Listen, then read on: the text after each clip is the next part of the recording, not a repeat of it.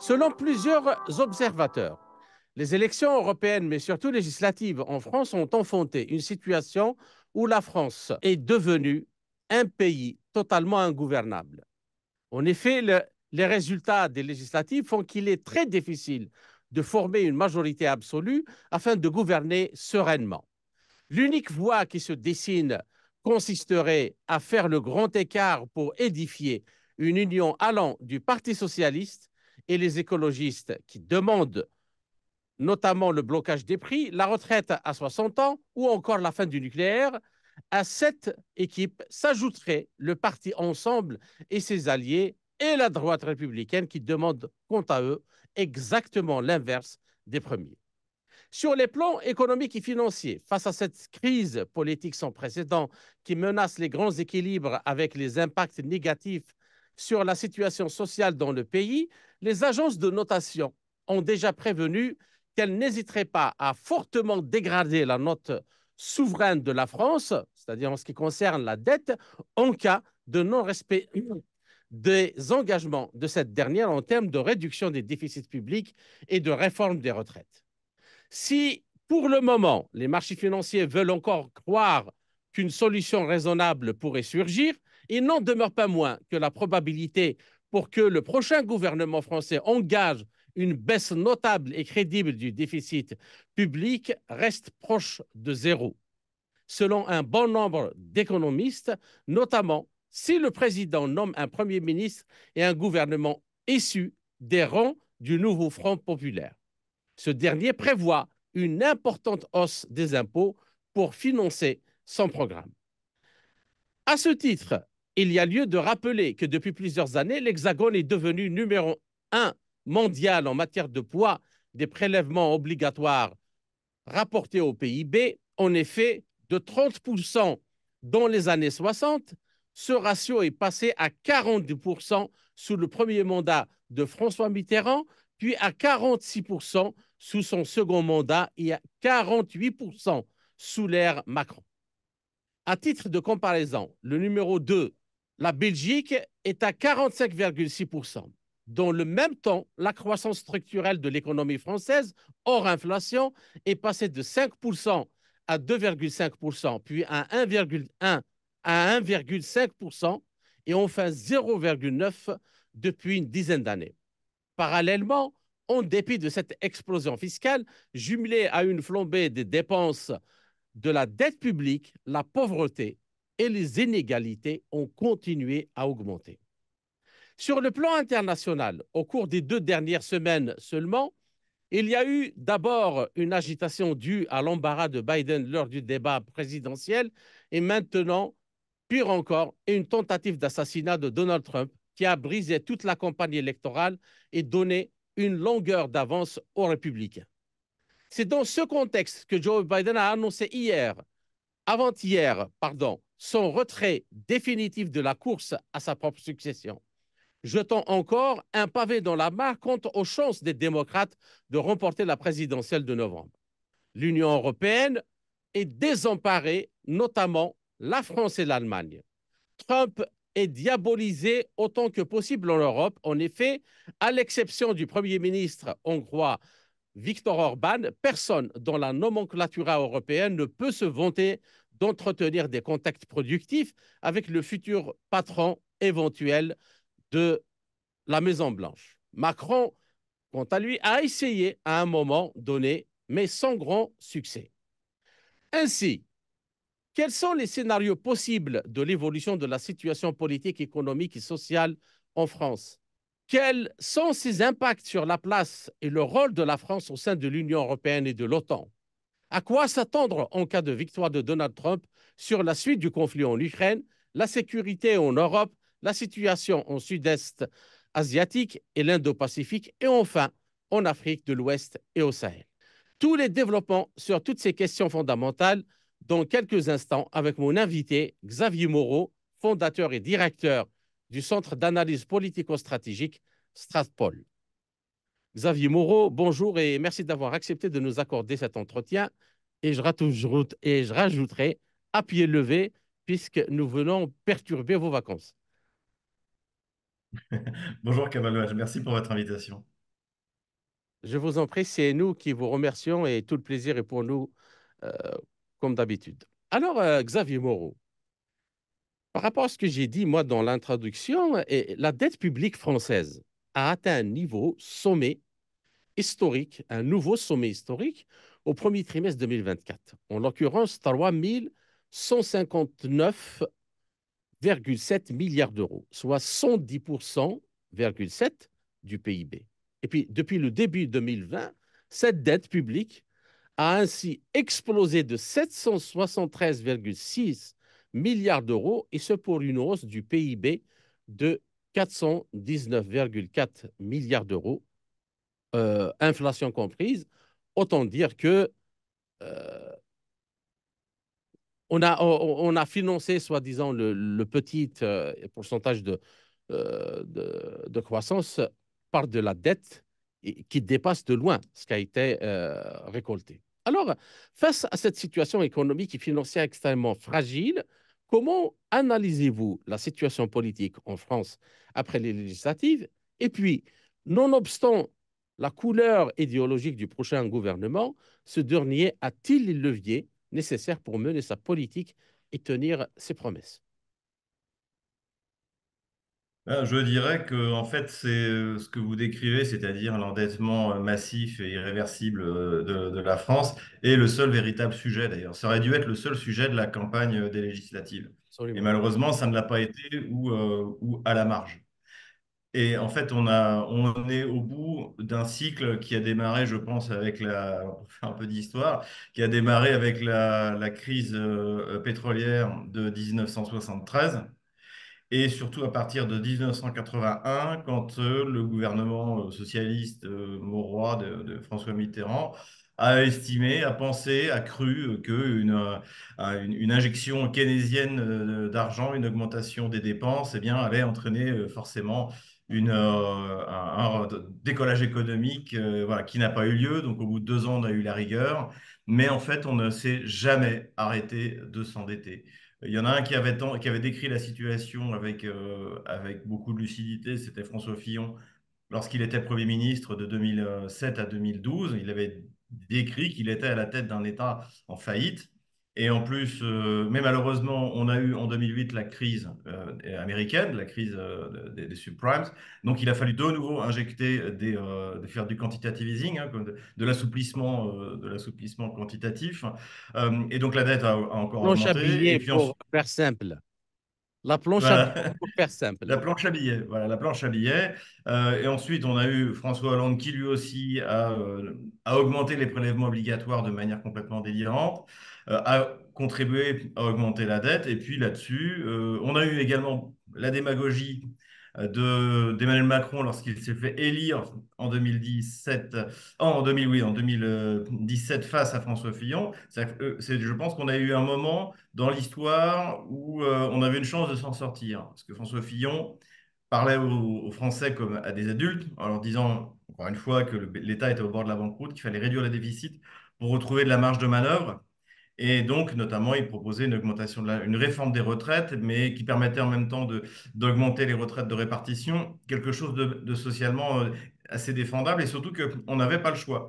Et si on se souvient bien, Emmanuel Macron s'est fait élire en disant non, c'est pas la peine de réformer, on peut continuer comme ça. Ouais. Donc Emmanuel Macron l'a emporté, mais la dictature du réel, comme disait Lénine, s'est appliquée à lui, et il a été obligé de lancer une réforme des retraites, qui d'ailleurs ne va rien réformer du tout. C'est censé commencer dans plusieurs années. Et finalement, enfin, c'est pas ce qui va sauver la notation de la France, mais c'était un signe envoyé au marché financier. Et puis, la cerise sur le gâteau, ça a été bien sûr le Covid, où là, la dette française a tout simplement explosé. Et aujourd'hui, on en est à un point où, comme vous l'avez dit, on vient de perdre donc c'est Standard Poor's on a passé à A-.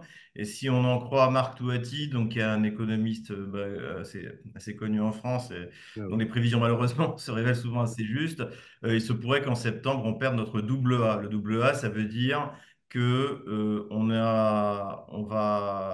les fonds de pension n'ont pas le droit d'acheter notre dette parce Mhm. qu'elle n'est pas assez élevée.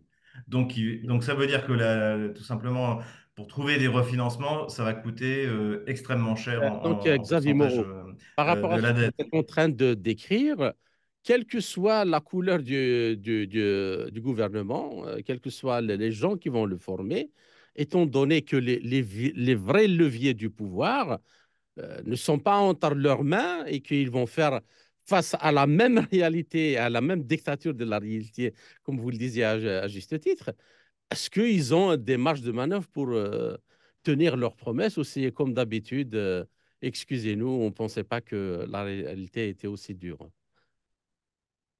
Je pense qu'ils n'auront aucun choix. Alors, en admettant que, par exemple, ce soit l'extrême gauche qui arrive au pouvoir, donc elle a un programme qui devrait coûter, je crois, 60 milliards d'euros, pourquoi pas 120 milliards de toute manière, et d'augmentation des prélèvements obligatoires, et ça ne marchera pas. Et ça provoquera l'écroulement, je pense, tout simplement, des finances publiques. Donc, ce qui fait que, bah, comme le disait François Fillon à l'époque, il a dit, l'austérité, c'est quand le FMI arrive et impose des mesures. Et c'est ce qui va arriver. Alors, soit, pourquoi pas, soit le FMI, soit la Banque Centrale Européenne. En tout cas, ceux à qui on va demander de l'argent, qui seront encore d'accord pour nous en prêter alors que nous ne sommes plus un emprunteur sérieux, eh bien, c'est ceux-là qui vont avoir le pouvoir en France et c'est ceux-là qui imposeront. D'accord, Malheureusement, ce sera sans doute pas d'ailleurs les bonnes réformes économiques, ce sera une espèce de mise sous tutelle pour payer, quoi qu'il arrive, la catastrophe. Et qui pourrait être résolue d'une autre manière, mais là, effectivement, ça suppose un bouleversement politique, c'est la sortie de la zone euro. Où d'accord, là, le gouvernement qui arriverait au pouvoir pourrait faire imprimer lui-même de la monnaie. Parce qu'aujourd'hui, en fait, il ne peut pas imprimer de la monnaie. C'est la impossible. Banque centrale qui décide. Et pour que la Banque centrale décide d'imprimer de la monnaie, de racheter en gros les obligations, pardonnez-moi l'expression, toutes pourries françaises, eh bien, il faut que l'Allemagne soit d'accord. Et l'Allemagne ne sera pas d'accord parce qu'il y a la Cour constitutionnelle de Karlsruhe qui s'opposera à ça. Et même Donc, sa situation économique. Donc, dans le sens, même la situation économique de l'Allemagne aussi ne le permet pas. Alors,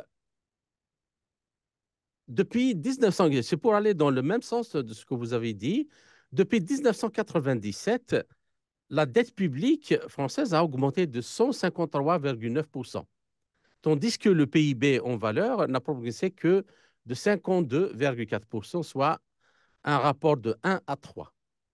Donc, encore plus grave, à l'instar du caractère récessif de l'augmentation de la pression fiscale, l'augmentation effrénée de la dette publique n'a absolument pas permis d'augmenter la croissance structurelle de l'économie française, puisque c'est évidemment l'inverse qui s'est produit, c'est ce que vous disiez à l'instant. Alors, le Front populaire ou le Front de gauche qui s'apprête à prendre le pouvoir réussirait-il à financer son programme économique par l'augmentation des impôts, sachant que ces recettes ont déjà été administrées à l'économie française et on connaît le résultat.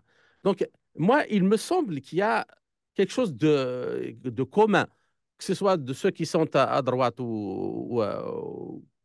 enfin, ceux qui sont actuellement au pouvoir, c'est que il y a ceux qui disent il faut s'endetter pour relancer l'économie, mais la dette ne ramène rien et les autres qui disent il faut augmenter les impôts, alors que les impôts ne rapportent rien. Est-ce que le problème n'est pas justement le fait qu'on ne contrôle pas si l'argent va à l'économie réelle ou non? Est-ce que ce n'est euh, pas ça le problème? tout à fait. En fait, je pense il y a deux problèmes. Et le premier, vous l'avez souligné, c'est-à-dire que on emprunte plus que ce qu'on récolte. C'est-à-dire qu'en gros, pour produire, je crois qu'on doit être à 120-130% du PIB d'endettement. Donc, c'est-à-dire qu'on emprunte 1,3, 1,2 pour produire 1. Donc, Mhm. il y a quelque chose qui ne marche pas, qui est inefficace. Et la deuxième chose, c'est que l'argent donc qui est emprunté, qui est gagé sur le travail de nos enfants, petits-enfants, etc., etc., cet argent-là ne va pas dans l'économie productive. Elle va pour alimenter le mammouth, pour alimenter le tonneau des Danaïdes, et en fait pour maintenir cette espèce d'économie de rente. Hein, c'est-à-dire que, en fait, en France, et vous avez, à l'époque, il y avait un économiste qui s'appelait Jacques Marseille. Il disait, il y a la France qui bulle et la France qui bosse. Et en fait, comme nous, on n'a pas de pétrole, on avait une ressource, c'est le travail d'une partie des Français, qui travaille d'arrache-pied et qui maintient en fait jusqu'à présent, qui maintenait jusqu'à présent la France de l'écroulement économique. Mais cette partie de la France qui bosse a été tellement pressurée qu'aujourd'hui, eh bien, elle ne peut plus subvenir à la France qui bulle, c'est-à-dire, alors on faudrait passer cet argent, mais il y a des dépenses de fonds, il y a des tas de privilèges qui sont donnés à des corps d'État au plus haut niveau, et puis vous avez toute une partie aussi de la population française qui vit des minima sociaux. Je crois que mes chiffres sont assez anciens, mais il y avait entre 50 et 55% des Français qui vivaient tout ou partie de l'aide de l'État. D'accord. Donc ça ne fait qu'augmenter. Et en plus, si par exemple on applique le programme du Front populaire, bon, on va augmenter le SMIC. Donc, eh bien, ça va entraîner des défauts d'entreprise, donc plus de chômage. Donc, ça va coûter encore plus cher, de plus en plus cher à l'État. Et donc, en fait, c'est le cercle vicieux. Et malheureusement, on est vraiment dans cette expression qu'avait eue François Hollande, c'est l'État qui paye. Mais c'est comme si la gauche socialiste faisait pas le rapport entre la collecte des impôts et les dépenses de l'État. En fait, Et c'est que lié. l'État C'est pas était l'État qui une paye, ce sont les. entité Voilà, comme ça voilà, qui décide, qui donne à l'un ou à l'autre, etc. Et en plus, on est dans un système politique de clientélisme en France. Et donc, à chaque élection, c'est la distribution gratuite. Et aujourd'hui, le problème, en fait, c'est ça. C'est-à-dire que je pense qu'il est inévitable, la crise économique est inévitable. Il y a des gens exceptionnels dans le gouvernement français, au ministère des Finances. C'est ceux qui arrivaient jusqu'à présent encore à vendre notre dette, nos obligations. Mhm. Eux, ce sont des magiciens pour arriver à vendre, à trouver quelqu'un pour acheter ce truc qui ne vaut plus rien, à mon avis, depuis déjà, depuis même avant le Covid, hein, si vous voyez ce que je veux dire. Donc, et aujourd'hui, ces gens, je pense qu'ils ne devront plus arriver à vendre la dette. Et à cela, il faut ajouter aussi que 10% de la dette française est indexée sur l'inflation. À l'inflation, oui. Donc, c'est-à-dire que normalement, quand vous êtes hyper endetté, vous pouvez vous en sortir grâce à l'inflation. Donc, l'inflation détruit l'épargne des Français, mais au moins, ça permet à l'État de rembourser à pas cher l'argent qu'il a emprunté. Mais désormais, il y a 10% de notre dette qui est indexée. Mhm. Donc là aussi, ça va créer un problème extrêmement grave. Alors, soit on continue dans la voie actuelle, et ce qu'il faut faire, bah, c'est effectivement aller chercher l'argent où il est. Donc, il en reste un peu parmi l'épargne, mais l'épargne aussi, il y a pas mal d'immobilier, hein, Oui. d'immobilisé. Donc, ça aussi, c'est pas liquide. C'est pas tout d'un coup, on va confisquer l'argent sur les comptes épargne et les comptes courants et les donner à nos débiteurs, à nos créditeurs, pardon. Mais si jamais, par exemple, si jamais ce qu'ils veulent faire visiblement, c'est augmenter les impôts sur l'immobilier, mais ça va aussi provoquer une vente massive d'immobilier si les gens ne Oui. peuvent pas payer ces impôts. Donc, ça va provoquer un écroulement. L'offre va être supérieure à Mhm. la demande. Donc, en fait, aujourd'hui, toutes les solutions qui sont proposées sont mauvaises. Et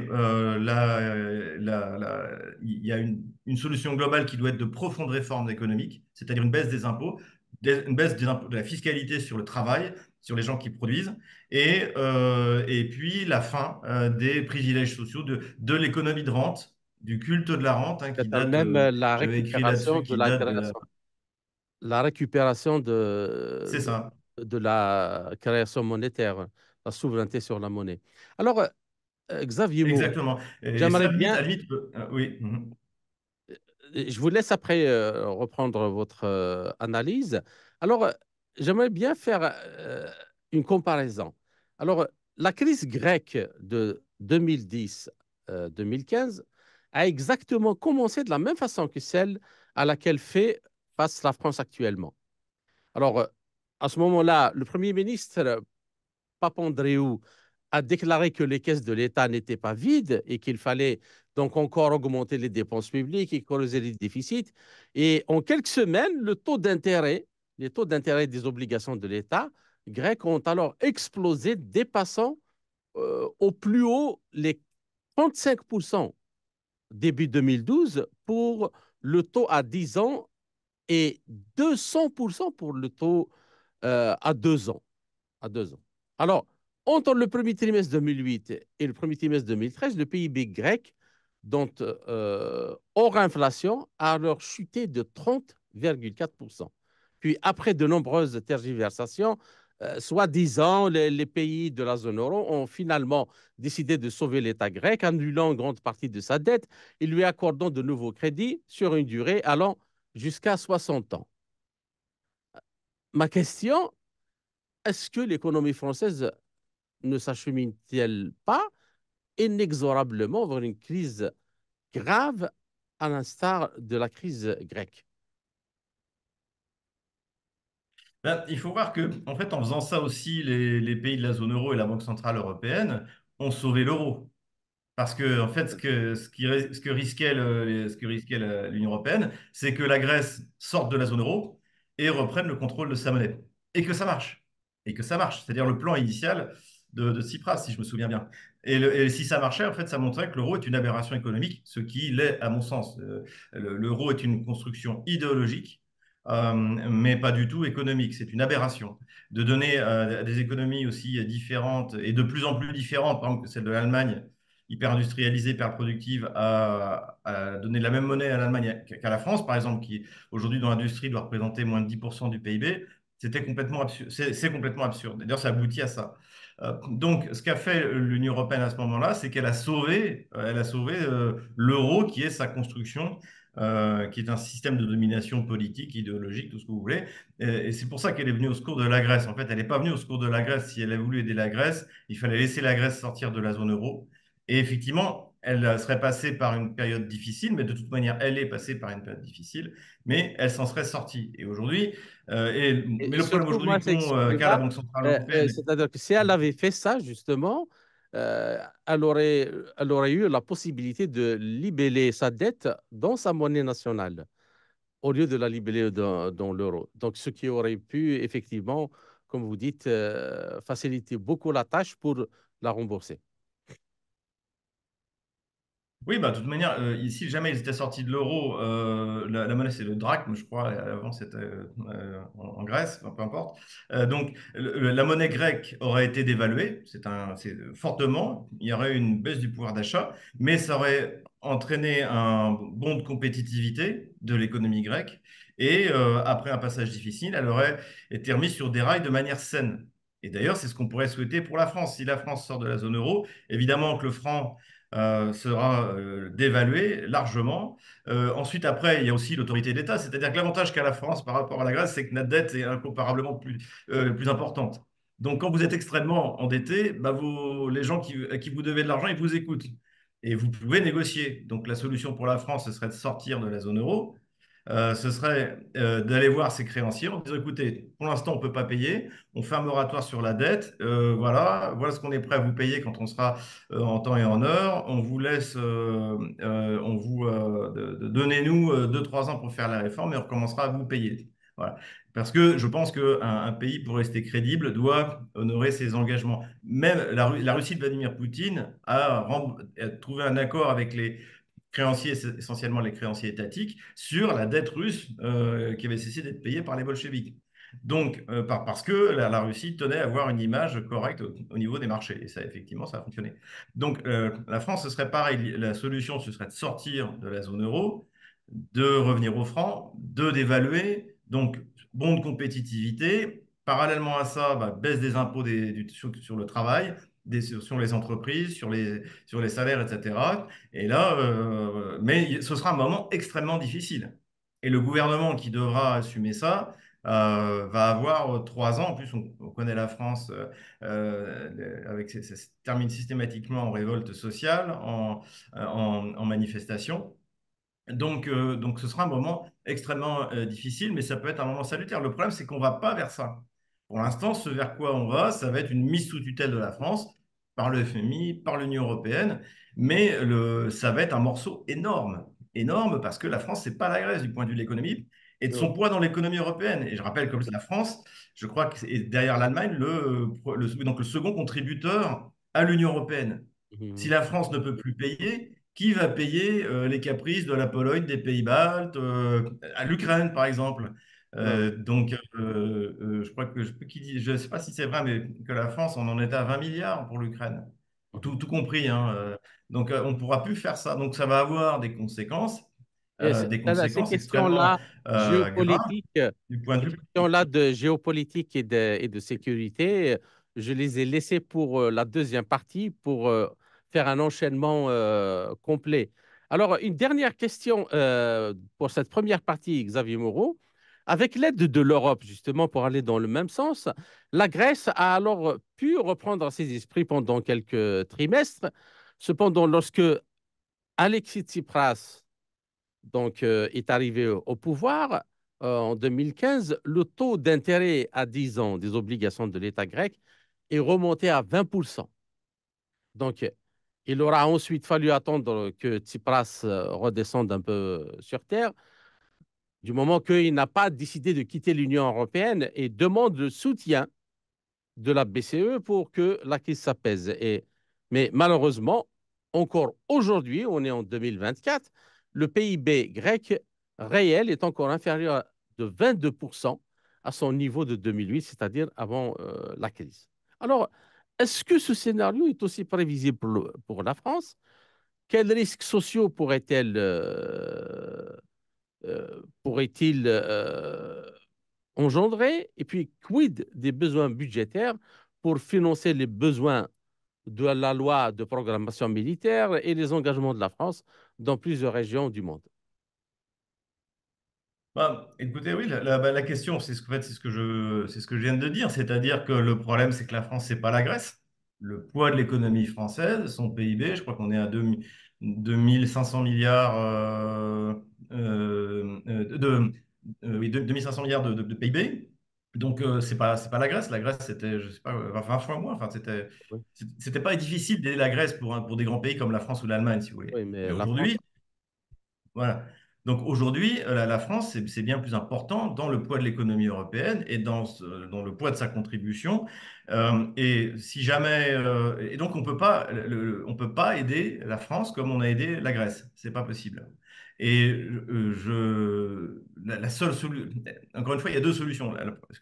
La solution, c'est que le FMI, on trouve le FMI va imposer une cure d'amaigrissement à l'économie française avec la bénédiction de la Banque Centrale Européenne, donc pour essayer de prolonger, de trouver encore des financements à un taux raisonnable, mais c'est même pas dit que ça se fasse. Ou l'autre solution, c'est de sortir de la zone euro. Mais quoi qu'il arrive, parce que c'est pas forcément sortir de l'Union européenne. La Grèce aurait pu rester dans l'Union européenne, mais sortir de la zone euro. en La zone euro. Pologne est dans l'Union européenne, mais elle a conservé le zloty et personne ne va en sortir. Donc ça aurait été une solution. Mais de sortir de la zone euro. Mais quoi qu'il arrive, ça va passer par des moments sociaux extrêmement difficiles pour les Français. Surtout ceux qui sont habitués à vivre, encore une fois, des subsides de l'État. Alors là, ça va vraiment être extrêmement compliqué. Et donc, ça va se tourner à plusieurs reprises par des révoltes sociales, des choses qui, on l'a vu, peuvent devenir extrêmement violents. Quoi qu'il arrive, la France là, va rentrer dans un cycle de violence sociale et de catastrophe économique. C'est incontestable. Et le problème, pour revenir à votre introduction initiale, c'est qu'aujourd'hui, quand on regarde le spectre politique, il semble que personne n'en ait conscience. Et ce que je décris là, ce que n'importe quelle personne de sensée observe, eh bien, n'a pas été abordé euh, par aucun des candidats ou des chefs de liste, des chefs de parti au moment de la campagne législative. C'est ça qui est extrêmement grave. C'est-à-dire que ça fait beaucoup penser à la chute de l'URSS. C'est-à-dire que vous avez toute une partie de l'élite soviétique qui ne pensaient pas que le système pourrait s'écrouler. C'est pas possible, ça fait déjà 70 ans que ça marche comme ça. Voilà. Il y en avait quelques-uns qui savaient qu'il fallait réformer, bah, comme Gorbatchev, alors, qui a mal réformé, mais au moins, il y avait une conscience chez les soviétiques, une partie de l'élite soviétique, depuis Andropov à peu près, que le système ne pourrait pas fonctionner. En France, on n'a même pas ça. Mhm. On n'a même pas ça. C'est-à-dire que vous avez, on va dire aujourd'hui maintenant, trois grands partis. On va dire Front National, qui en fait est plutôt un parti de centre-gauche. Ensuite, à gauche de lui, on a le mouvement autour d'Emmanuel Macron qui rassemble le PS Mhm. et puis finalement l'extrême gauche. Il n'y a aucun de ces trois partis qui a une vision réelle, lucide de ce qui se passe. Et en tout cas, personne ne la propose. Moi, Gorbatchev, il avait expliqué aux Soviétiques que ça ne pouvait plus fonctionner comme ça. Alors, il a fait n'importe quoi après, mais il y avait là, il n'y a pas. Il n'y a pas. Il y a Et personne.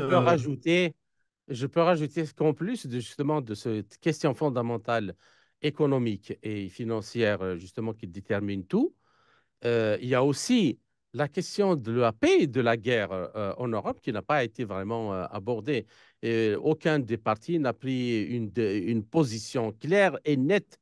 Est-ce qu'on fait la paix ou on fait la guerre en Europe? Et c'est cette question-là que je vous propose, chers auditeurs, et que je vous propose aussi, Xavier Moreau, d'étudier ou d'analyser dans la seconde partie de l'émission.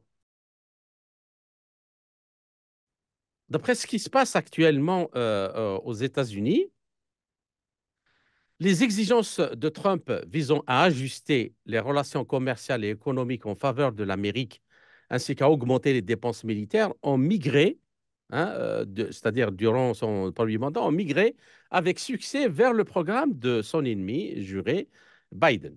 Donc, en effet, ce dernier a validé une loi ouvertement protectionniste qui portait atteinte aux intérêts des Européens et augmentait les dépenses de guerre en lien avec la question ukrainienne. Et en 2022, l'Europe a misé sur l'Amérique sans fournir le moindre effort pour façonner une ligne indépendante concernant le conflit ukrainien. Alors, la question, parce que tout se chevauche et toutes les questions ont un lien et un point commun entre elles, comment voyez-vous l'évolution de cette situation dans le contexte des élections législatives françaises et le recul dont souffre l'économie allemande à cause de la crise énergétique? Je pense que là-dessus, il y a un consensus entre Joe Biden et Trump, entre les démocrates et les républicains, c'est-à-dire qu'il y a un rapport hiérarchique entre Washington et le reste de l'Europe. Voilà. Et quand je parle de hiérarchie, ça ressemble plus à un maître à un esclave plutôt qu'un suzerain et assez vassaux. Les États-Unis ont fait le constat, Trump avait fait le constat, Joe Biden a fait le constat qu'il y avait que l'Amérique se désindustrialisait et donc elle va chercher l'industrie là où elle peut et elle essaie de se débarrasser de ses concurrents. Elle a deux concurrents pour l'instant, mais à mon avis d'autres vont apparaître comme l'Inde, c'est la Chine et l'Europe. Alors, la Chine, c'est un gros morceau parce qu'elle-même dépend énormément de la Chine parce que la Chine achète les bons du Trésor américain. Parce que aussi, en fait, on s'aperçoit une grande partie de l'industrie, y compris l'industrie militaire américaine, a des sous-traitants en Chine, y compris dans les semi-conducteurs. Donc, en fait, c'est très dur la Chine est une loi difficile à casser. L'Europe, en revanche, est beaucoup plus facile à casser parce que, en fait, les élites européennes, les élites de gouvernement, sont soumises à Washington par idéologie, par habitude. Et ça, c'est la grande force de Washington depuis la fin de la Seconde Guerre mondiale, c'est d'avoir été un modèle dans tous les domaines. Un modèle je dirais, économique, un modèle de développement, et ce qui fait que tout le monde a voulu ressembler à l'Amérique. Hein. Je ne sais pas si vous connaissez ce film, Le Jour de fête de Jacques Tati. C'est le facteur français qui veut devenir un facteur comme aux États-Unis, etc., etc. C'était pour se moquer précisément de cette envie de copier.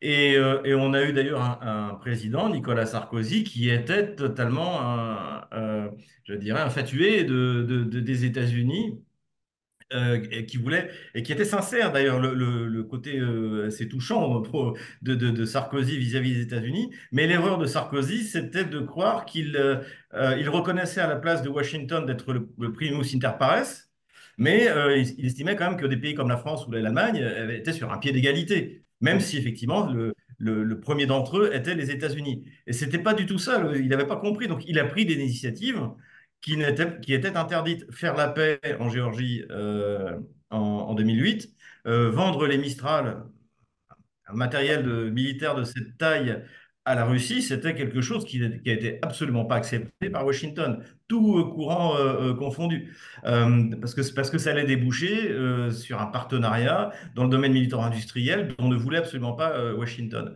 Donc, il y a ce que Sarkozy n'a pas compris, d'ailleurs je pense qu'il l'a payé de sa défaite à sa réélection, parce que tous les moyens ont été mis pour mettre quelqu'un de plus soumis, donc de François Hollande, qui alors lui s'est avéré totalement soumis, comme l'était François Mitterrand en 1966, quand le général de Gaulle a voulu sortir de l'OTAN.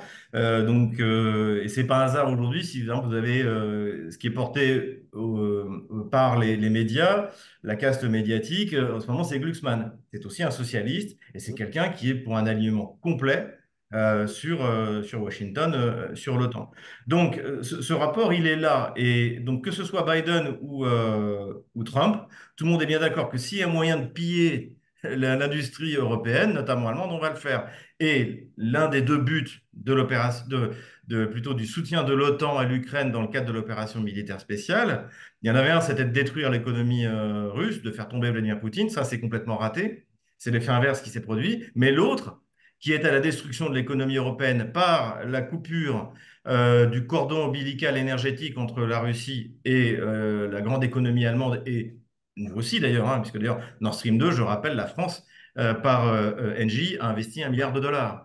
Donc, couper ce cordon ombilical pour faire perdre la compétitivité excessive, selon la vision américaine de l'Allemagne, et ça a parfaitement fonctionné. Et aujourd'hui, ce à quoi on assiste, c'est à la mise en place d'un système de sanctions pour forcer, même si jamais une solution de paix était trouvée en Ukraine, forcer essentiellement l'Allemagne à ne pas renouer avec la Russie pour de nouveau récupérer sa compétitivité. Mais en attendant, ce qui s'est passé, c'est que les entreprises allemandes déménagent d'Allemagne vers les États-Unis. Par exemple, C'est vous avez passé d'ailleurs. C'est ce qui est en train de BASF. se passer d'ailleurs. Voilà. BASF, à la fin de l'année dernière, a migré vers Washington. Parce qu'à côté de ça, en plus, vous avez un plan énergie verte de Joe Biden, donc qui, en fait, est un moyen de subvention déguisé et qui fait qu'en fait, on vous donne de l'argent pour produire. Donc, vous avez à la fois aux États-Unis une énergie qui est plus chère que l'énergie russe, qui est quand même largement moins chère que ce que l'Europe achète actuellement. Et vous avez aussi le Canada, vous avez des projets industriels européens qui migrent vers le Canada, parce que là aussi, là-bas, il y a de l'énergie. Et c'est ça, c'est le modèle économique de demain. C'est-à-dire, on est passé d'un modèle où on cherchait la compétitivité par d'une main-d'œuvre bon marché. Ça a été l'industrialisation de la Chine, notamment. C'est ce qui est en train de se passer au Vietnam, en Indonésie, en Inde. Et maintenant, à mon avis, on est en train de basculer sur un autre modèle, c'est-à-dire la compétitivité sera assurée par une énergie bon marché, avec la robotisation. Et là, le pays le mieux placé dans le monde, c'est la Russie. Donc évidemment, ça aussi, ça ne plaît pas aux États-Unis. Et si la Russie partage son énergie bon marché avec les grands pays industriels européens, ou qui pourrait redevenir, la France pourrait très bien se réindustrialiser de cette manière-là, eh bien, ce serait évidemment une catastrophe pour Washington. Donc, et ça, grâce encore une fois à la domination exceptionnelle de Washington sur les élites européennes, qui est une domination sans violence. Il n'y a pas eu de révolution orange Oh. en France, il n'y a pas eu de révolution orange en Allemagne. C'est l'infiltration progressive des élites parce que le modèle américain était séduisant. Enfin, nous sommes de la même génération. Évidemment que dans les années 80, c'était les États-Unis qui faisaient rêver, c'était pas l'URSS. Et en plus, vous avez encore quand même des populations qui voyagent très peu en dehors de l'Europe, donc qui ne connaissent pas. Il suffirait qu'un Français fasse un voyage à Singapour, à Pékin, à Moscou, à Dubaï, pour se rendre compte qu'il ne vit pas dans le paradis du socialisme. C'était le même choc qu'ont connu les Russes qui ont quitté le RSS la première fois, ou au moment de la chute en 92. Vous quittiez Moscou, vous arriviez à Berlin ou à Paris, vous disiez, mais en fait, on s'est moqué de moi. On m'a raconté n'importe quoi. Eh bien, aujourd'hui, il faudrait que les Français voyagent, il faudrait que les Européens voyagent ailleurs qu'en Europe pour se rendre compte qu'en fait, ils sont complètement déclassés économiquement, sécuritairement, démographiquement, etc., etc. Justement, sur ça, Xavier Moreau, cette déclaration intimidante de Trump qui ne cesse de répéter qu'il va quitter l'Europe, l'OTAN, il va retirer les forces américaines d'Europe et couperait brusquement l'oxygène à l'Ukraine. Euh, donc, c'est c'est répété, mais ce qu'il faut, je ne sais pas si vous êtes d'accord avec moi, ce qu'il faut voir que ça, ce n'est pas juste une question de propagande ou de campagne électorale.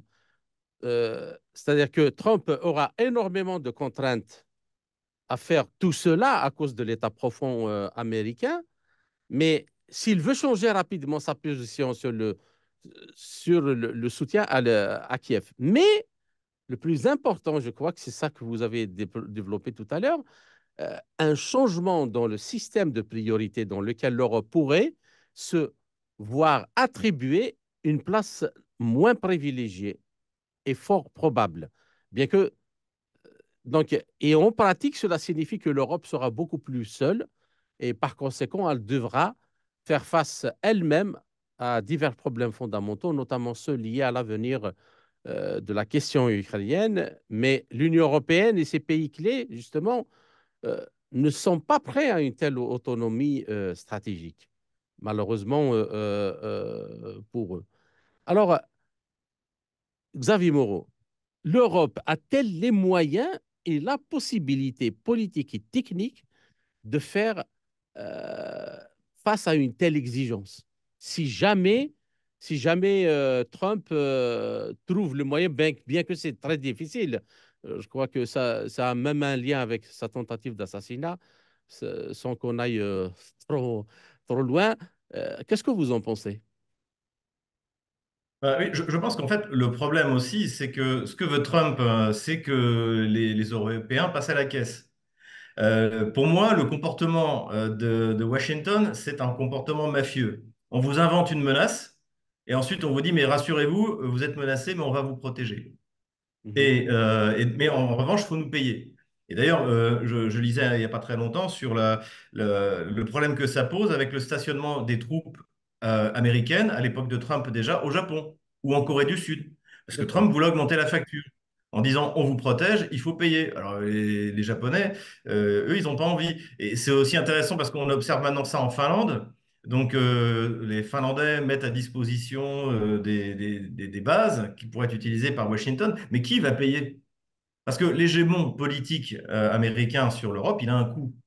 Et ce que voudrait Trump, à la limite, il n'est pas contre maintenir cette hégémonie qui peut faire prendre des décisions aux responsables européens qui vont contre l'intérêt de leur nation ou même de l'Europe. Mais le problème, c'est que ça coûte cher. L'hégémon coûte cher. Pardon, notre colonisation, à nous, coûtait cher à l'État français. Elle rapportait de l'argent à des entrepreneurs privés, mais l'État français, le contribuable français, l'a payé très cher. J'ai coutume de dire que la colonisation française, il y a eu deux victimes, c'est les peuples colonisés et les peuples et les peuples, le peuple colonisateur, dont les impôts étaient utilisés non pas pour développer la métropole, mais pour développer les colonies. Et en fait, pour Washington, c'est pareil, c'est-à-dire que leur présence outre-mer leur coûte une fortune. Et si vous regardez, d'ailleurs dans le monde entier, la quantité de soldats diminue de manière extrêmement importante. Il y a moins de 5000 hommes en Irak maintenant, très peu également en Syrie. Donc petit à petit, la présence militaire diminue. Donc ce que voudraient les Américains, que ce soit Trump ou encore une fois Biden, c'est que, un, vous nous payez pour vous protéger contre un risque qu'on a nous-mêmes mis en place, et deux, vous achetez notre matériel militaire. C'est ça, en fait, l'enjeu. Et on le voit très bien d'ailleurs dans tout ce qui concerne l'achat de munitions, etc. Ce que voudrait Washington, c'est que ce soit les Européens qui achètent des munitions fabriquées aux États-Unis. Voilà. Donc, on est dans un rapport, encore une fois, qui est celui de maître à esclave. C'est pas un rapport, si vous êtes, moi je suis un médiéviste, donc j'aime l'histoire médiévale. Le rapport de suzerain à vassal est un rapport de confiance mutuelle, de respect. Le suzerain avait des devoirs, y compris vis-à-vis de son vassal, notamment de protection, etc. etc. Et donc la loyauté du vassal n'était pas à sens unique. Mais c'est pas du tout ce que veut instaurer Washington avec Paris ou Berlin. C'est la soumission complète. Et d'ailleurs, vous écoutez, même par exemple, vous prenez même ce qui est intéressant, à l'époque de Trump, de son premier mandat, il s'est rendu en 2017, je crois, ou 2018, il s'est rendu à Varsovie pour la conférence sur l'initiative des Trois Mers, etc. Bon. Et Varsovie, donc c'était le PiS à l'époque qui contrôlait tout. était d'une flagornerie avec Trump, mais qui est extraordinaire, de soumission, vraiment de vouloir plaire au maître. Et Trump les a envoyés balader. Quand vous écoutez sa conversation, c'est dit oui, oui, bah, c'est très bien votre initiative des Trois Mers, mais ce qu'il faut, c'est acheter du pétrole américain, des armes américaines qui sont les meilleures au monde, etc., etc. Le reste, il s'en moque. Vous voyez son rapport avec l'Arabie Saoudite, avec Mohamed Ben Salman. D'ailleurs, c'est pour ça que les Saoudiens préféraient Trump que Biden. Trump ne leur faisait pas la morale. Il est arrivé en disant, voilà, bah, faut que vous achetiez ça. Voilà. Ouais, Et ouais, on se souvient de cette conférence de presse commune où Trump, avec un gros tableau, vous avez vu, ah, ils nous ont acheté ça, ils nous ont acheté ça, ils nous ont acheté ça. Et MBS, ça lui allait très bien. On lui achète ce qu'il veut pour qu'il nous foute la paix à l'intérieur du pays. Donc, en fait, on est dans cette situation-là. Et c'est pour ça que j'attends de voir si Trump est élu, ce qu'il fera exactement. Est-ce que, s'il était raisonnable, si c'était un homme politique, je dirais classique, en fait, il se retirerait d'Europe. Il serait réellement isolationniste et il ferait des économies.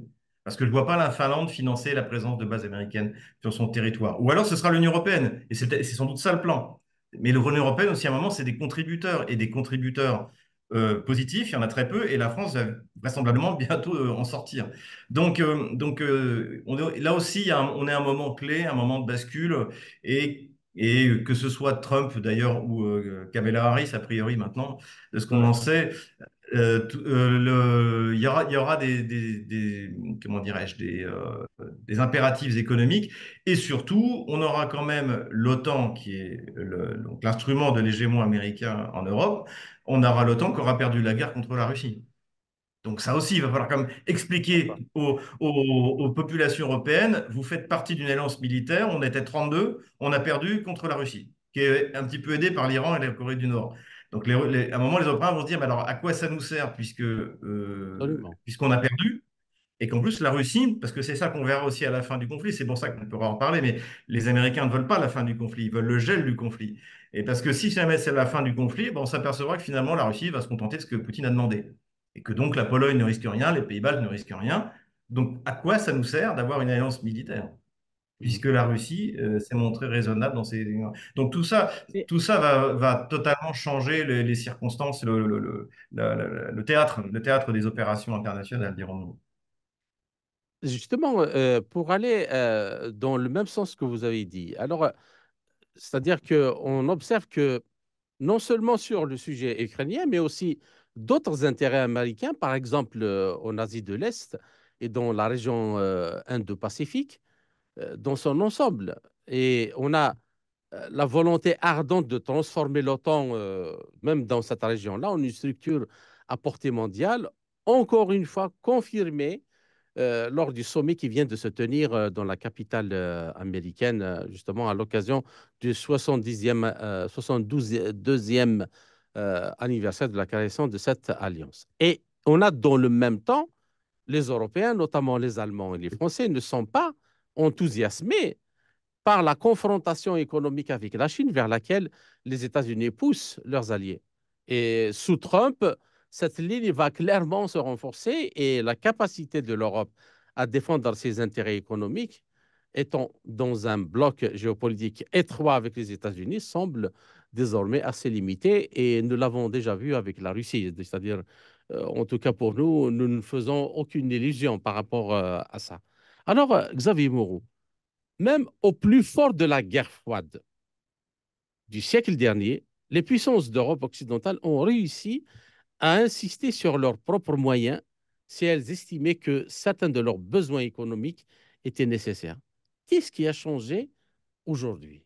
Pourquoi, pourquoi ils ont sacrifié leurs intérêts avec la Russie et nous ne voyons aucune réticence à courber les Chines, encore une fois, devant les intérêts américains pour saboter leurs relations avec la Chine.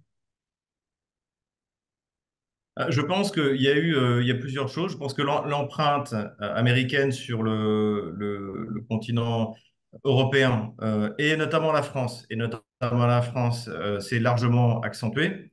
Euh, Puisque par exemple, nous, on était dans une espèce d'inertie qui avait été lancée par Général de Gaulle, de souveraineté et d'indépendance, nucléaire civil, nucléaire militaire, aéronautique, conquête spatiale, tout ça, la France. à elle seule était capable de le faire. On était le seul pays avec les États-Unis et l'URSS être capable de faire ça. Donc on était quand même sur lancer une inertie de souveraineté, d'indépendance et de performance. Euh, Même sous Mitterrand, comme vous, je pense à ça que vous faisiez allusion, on a réussi, on a construit les gazoducs qui alimentaient en énergie pas chère, donc ce qui nous venait du RSS, contre la volonté de Ronald Reagan. Et les Français, et je crois également les Allemands, ont nationalisé temporairement les sous-traitants américains qui étaient basés en France, par exemple, pour construire ce gazoduc, puisqu'ils avaient reçu l'interdiction de le faire par Reagan. Donc, on était capable de ça. Mais ce qui s'est passé dans les années 90, eh bien, on est passé à autre chose. Il y a le niveau des élites qui a largement baissé. Vous avez qu'à regarder le Parlement français aujourd'hui. C'est une véritable catastrophe, tout parti confondu. Finalement, l'idée d'abandonner sa souveraineté est devenue quelque chose d'acquis. Tant que l'État-providence est là pour distribuer des rentes. Et le souci de développer l'industrie, de souveraineté technologique, etc., aujourd'hui, ça n'en fait plus partie. Et c'est le cas en France. Et ça se répartit partout, et y compris en Allemagne. Alors, en Allemagne, je nuancerai un peu. Parce que là, il y a eu des déclarations récemment de celui qui pourrait remplacer Olaf Scholz, donc qui s'appelle Friedrich Merz, qui est le chef du parti démocrate chrétien, qui a remporté les élections européennes et qui, lui, était très anti-russe, hein, voire russophobe, pour un soutien complet à la livraison des missiles Taurus. Et là, il a complètement changé, depuis les élections européennes, son discours, en disant tout mais l'Ukraine a perdu, il faut arrêter, c'est pas réaliste. En fait, clairement, il y a aussi la pression des industriels allemands qui se rendent compte qu'ils sont les dindons de la farce. Oui. Donc, ils ont été silencieux, ou plutôt réduits au silence pendant 2 ans. Et maintenant, par le truchement, et aussi grâce à la montée de l'Alternative für Deutschland, qui monte dans les zones industrielles de l'ouest de l'Allemagne, notamment, et un peu partout en général. Le fait aussi qu'il y a quand même une partie des élites allemandes, notamment des présidents, des ministres-présidents des Länder chrétiens-démocrates qui veulent renouer avec la Russie. Ça, c'est un phénomène qu'on observe depuis des dizaines d'années. Finalement, là, c'est peut-être l'Allemagne qui va qui va nous amener vers une solution. Mais pour l'instant, je pense qu'il y a une telle domination de l'idéologie atlantiste en Europe que je vois pas comment on pourrait s'en libérer. En Italie, c'est tout simplement incroyable.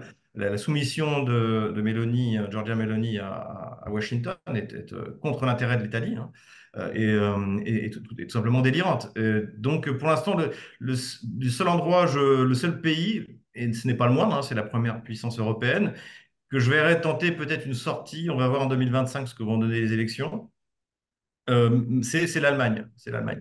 Mais cela dit, ça n'empêche que, quoi qu'il arrive, l'objectif, euh, que ce soit les démocrates ou les républicains, c'est la soumission totale de l'Europe, des intérêts européens aux intérêts américains. Donc, la destruction du potentiel économique fait partie. Et évidemment que Washington ne veut pas que Pékin vole au secours de l'Europe.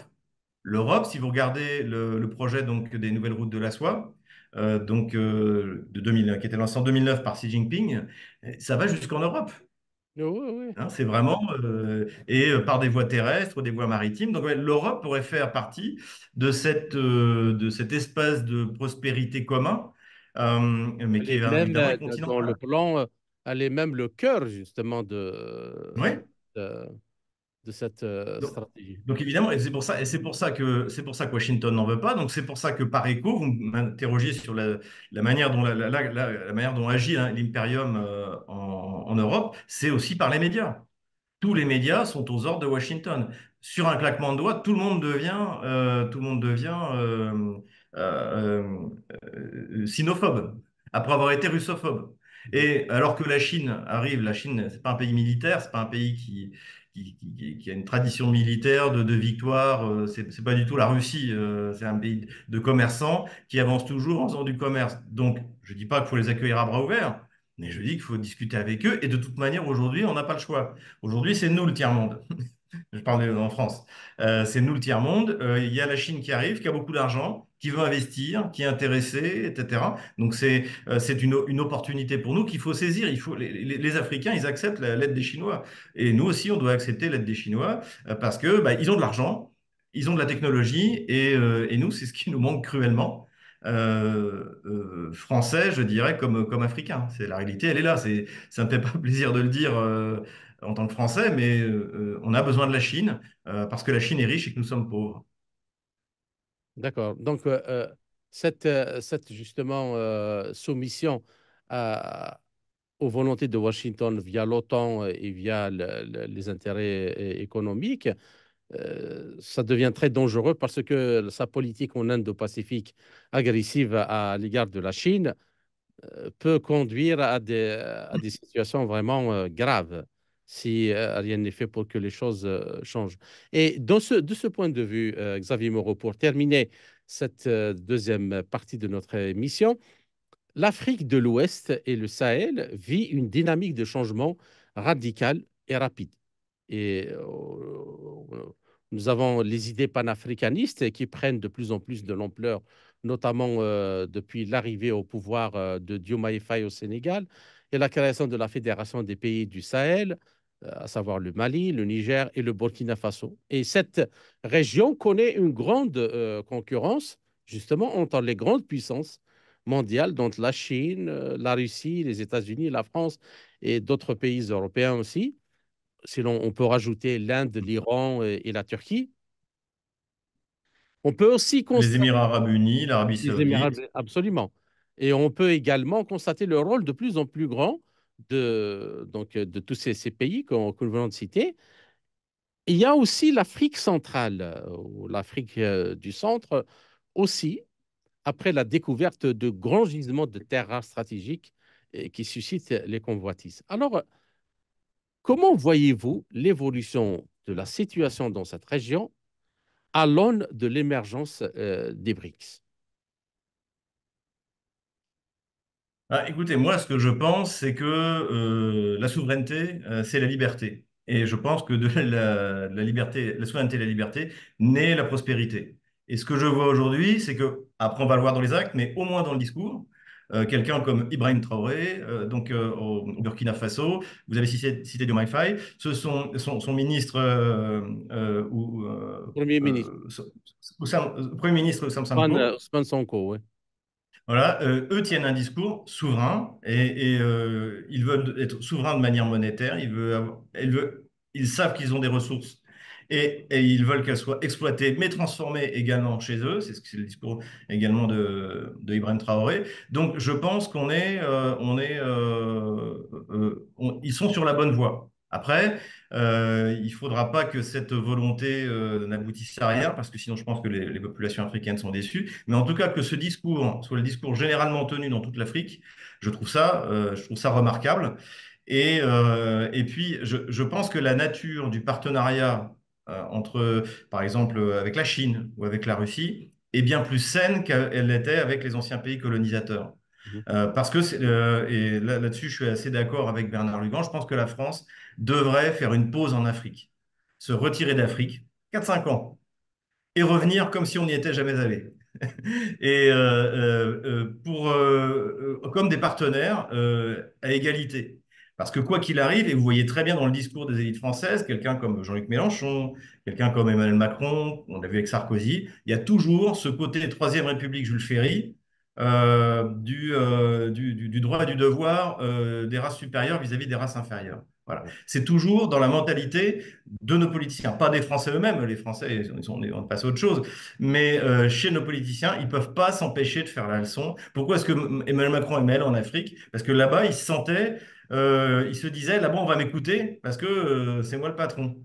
Alors que quand il allait en Chine, vous l'avez vu, il était assis derrière sa table, il la ramenait pas. Avec Vladimir Poutine, tout le monde a vu voilà, là-bas, il était obligé d'être sérieux. Et quand il était en Afrique, en fait, il était un peu dans son arrière-cour. Et cette mentalité de colon qui est restée dans une bonne partie des élites françaises doit disparaître. Et c'est pour ça que moi, je suis partisan que la France fasse une pause en Afrique. Ou alors, elle laisse les hommes d'affaires faire des affaires en Afrique et l'État français, lui, se retire. Et dans 5 ans, on revient en disant, tiens, au fait, on pourrait être des partenaires dans tel domaine, tel domaine. Vous avez des choses qui nous intéressent. On va vous aider à les développer sur place, et etc., etc. Et cetera. Et aujourd'hui, c'est ce que proposent les Chinois et les Russes.